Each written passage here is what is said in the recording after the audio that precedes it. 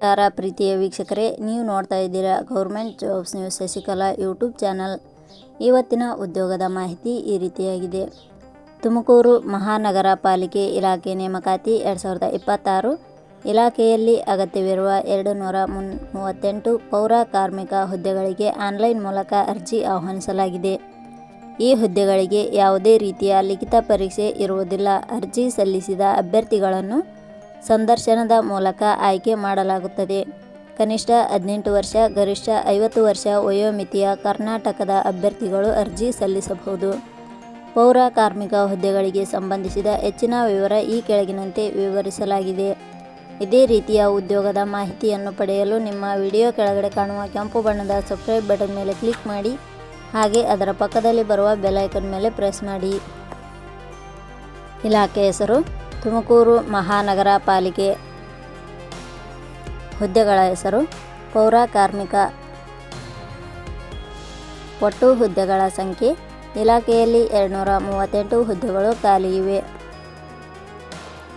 ಶೈಕ್ಷಣಿಕ ವಿದ್ಯಾರ್ಹತೆ. ಹುದ್ದೆಗಳಿಗೆ ಅನುಗುಣವಾಗಿ ಅಭ್ಯರ್ಥಿಯು ಶೈಕ್ಷಣಿಕ ಅರ್ಹತೆ ಪಡೆದಿರಬೇಕು. ಹುದ್ದೆಗಳಿಗೆ ಸಂಬಂಧಿಸಿದ ನೋಟಿಫಿಕೇಷನ್ ಲಿಂಕ್ ನಮ್ಮ ಟೆಲಿಗ್ರಾಮ್ ಚಾನಲ್ನಲ್ಲಿ ನೀಡಲಾಗಿದೆ. ಅಲ್ಲಿಂದ ಡೌನ್ಲೋಡ್ ಮಾಡಿಕೊಂಡು ಹೆಚ್ಚಿನ ಮಾಹಿತಿ ತಿಳಿದುಕೊಳ್ಳಬಹುದು.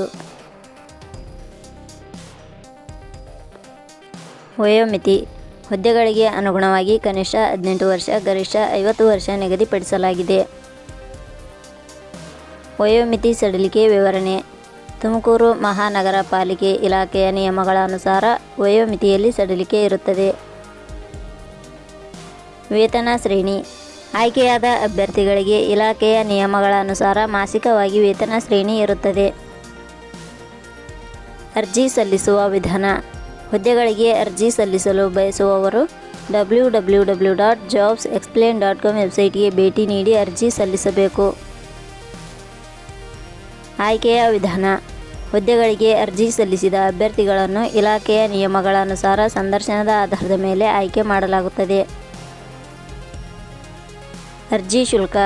ಇಲ್ಲಿ ಯಾವುದೇ ರೀತಿಯಾದ ಅರ್ಜಿ ಶುಲ್ಕಗಳು ಇರುವುದಿಲ್ಲ. ಉದ್ಯೋಗದ ಸ್ಥಳ ಕರ್ನಾಟಕ. ಪ್ರಮುಖ ದಿನಾಂಕಗಳು. ಅರ್ಜಿ ಸಲ್ಲಿಕೆ ಆರಂಭದ ದಿನಾಂಕ 25/3/2026.